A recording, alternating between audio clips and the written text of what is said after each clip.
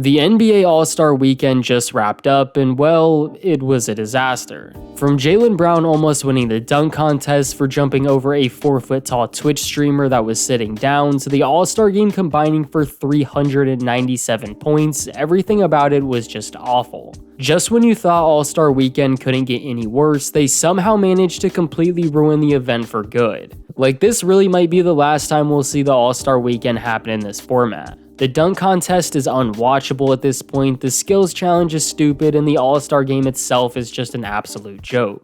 The only good part about the weekend was the 3-point contest, mainly because it's almost impossible to mess that up. Also, the Rising Stars event was decent, but even that could be a lot better. The entire arena was incredibly dark so they could show off their new commercial court, LED court, and the entire crowd was literally booing multiple different times throughout the weekend. I would rather watch Luka shooting trick shots than over half the events they put on. I had very low expectations going into the weekend, and it somehow was even worse than I thought it would be. Combine that with some of the worst commentary you've ever heard, and they cooked up possibly the worst All-Star Weekend of all time. But let me show you exactly why it was such a disaster, starting with the worst event by far, which was the dunk contest. This whole event was rigged for Jaylen Brown to win it, and he still somehow lost. Saying this event was frustrating to watch is a whole understatement. You knew it was going to be bad as soon as Mac McClung did his very first dunk, which was incredibly underrated by the way, and only got a 48. While Jaylen Brown could have made a layup and it would have been a borderline 50. Those judges were next level garbage, like I really have no idea how these things are even scored anymore. I actually felt bad for Jaylen Brown. Yeah, his dunks were mediocre, trust me we'll get there, but the judges scoring them so high is actually what made the fans boo him. If the judges just scored his dunks properly, then everyone would have just said, well, that dunk sucked, rather than literally booing him. Nobody was really mad at Jaylen, they were mad at the scores the judges were giving him. I get they want to put him over because he's an all-star and they want more star players to participate, but this is not the way to do it at all. I respect him for coming out, don't get me wrong, no other all-star ever wants to do it and he gave it a try. Jumping over Kai Cenat is one thing, but having him sit down and do the most basic dunk possible on top of it was just insane. And don't even get me started on the dab he did after the fact. That was probably the worst thing I've ever seen in the dunk contest. Then his dunk with the Terrence Clarke jersey on was just as mediocre, but the judges acted like he did something they've never seen before. I respect and really liked the tribute, but the pre-dunk props and all that should never be factored into the score. McClung's first dunk was underrated, but Jacob Toppin's second dunk was extremely underrated. That was one of the best dunks of the entire contest, and the judges didn't care whatsoever. I actually felt bad for him. If it wasn't for Mac McClung saving the event for the second year in a row, this would have gone down as one of the worst, most rigged dunk contests of all time. A dude that has 30 total points scored in the NBA is a back-to-back NBA dunk contest champion. I don't even know why it's still the main event of the night. It should have ended with a 3-point contest. The fact that I had to watch that and then watch Volkanovski get knocked out a couple hours later, the whole night was just ruined. But let's just move on because I could talk about how dumb that thing was all night. Moving on to the skills challenge, I don't even know why we're still doing this. Nobody in the world has ever said, man, I cannot wait to watch the skills challenge tonight. Anthony Edwards was shooting threes off the side of the backboard because he was shooting with his left hand, and don't even get me started on Scottie Barnes. This man was running like he was in high heels, dribbling the ball off his own leg and shooting half-court shots over his back. Nobody in the entire event took it serious. It's a walk-through obstacle course with a very weird shooting challenge.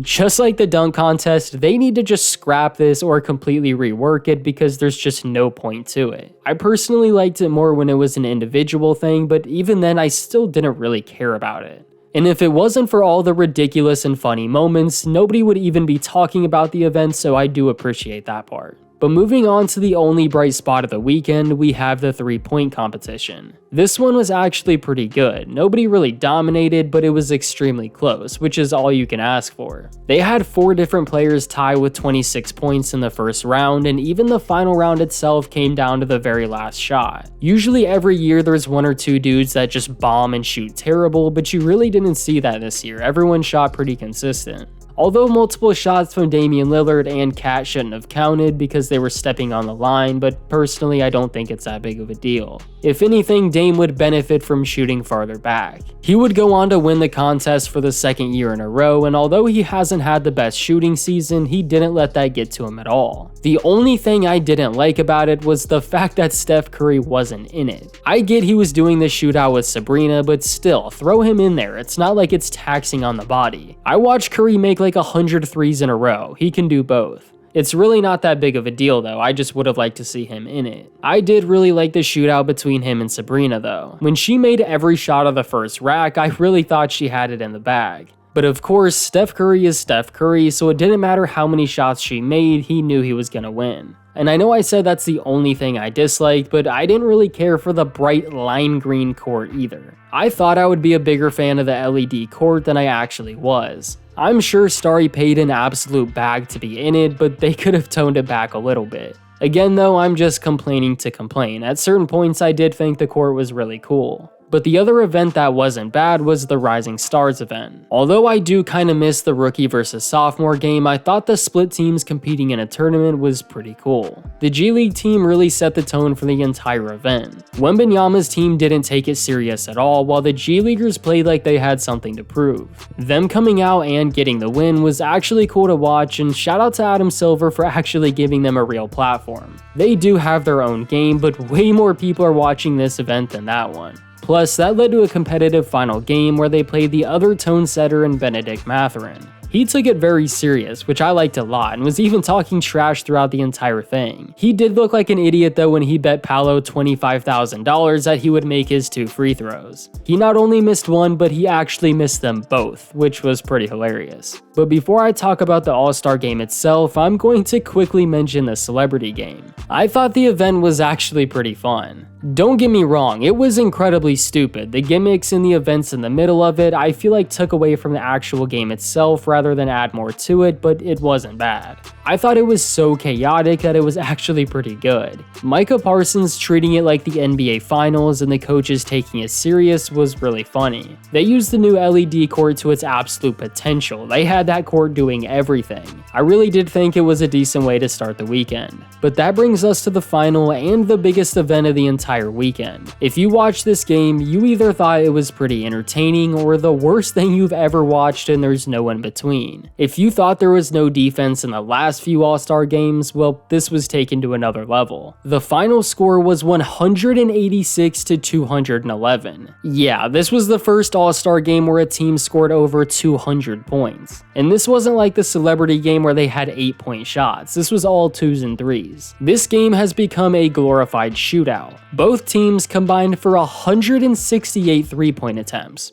168. It was either a 3 or a dunk. Nobody took the game serious whatsoever. Allowing 200 points in a game is the exact direction the NBA is heading as a whole. The Adam Silver League is all about offense and less about defense, which they for some reason think is more entertaining. I completely understand why nobody wants to go that hard. Of course, nobody wants to get hurt in a useless game, but I don't even know if there's a reason to have it at this point. Clearly, the players just want to chill and use this time off as quite literally what it is for them: time off. Even Adam Silver himself was visibly unhappy about it after the game. They've been tweaking things to try to make it more entertaining, like bringing back the East versus West, but that's not even close to enough. I really have no idea why they got rid of the target score idea. That was the best addition to the All-Star game. Even if it was a blowout, there was a guaranteed game winner, and I feel like it got the players to try more than anything. It's just gotten to a point where I feel like there's no way to fix it. This is what the All-Star game has become, and we might just have to accept that. And although it wasn't competitive at all, there were still some pretty good moments.